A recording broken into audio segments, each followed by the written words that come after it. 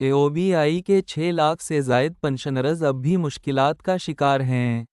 اگرچہ ادارے کے بورڈ نے 20 مارچ 2025 کو پنشن میں 15% اضافے 10,000 سے بڑھا کر 11,500 روپے کی منظوری دی تھی، تاہم 4 ماہ گزرنے کے باوجود وفاقی حکومت کی طرف سے اس کا نوٹیفیکیشن جاری نہیں ہوا۔ پنشنرز کا کہنا ہے کہ پہلے ہی ان کی پینشن بہت کم ہے، اس لیے اضافے کی فوری منظوری دی جائے۔ یہ فیصلہ AOBI کے ایک 3-5 اجلاس میں 12/1 رپورٹ کی بنیاد پر کیا گیا اور اس سے 5 لاکھ سے زائد افراد کو فائدہ پہنچے گا۔ اضافے کا اطلاق 1 جنوری 2025 سے ہونا ہے۔ یاد رہے کہ بورڈ نے اضافے کی منظوری دی، سمری حتمی منظوری کے لیے وفاقی حکومت کو بھجوائی گئی۔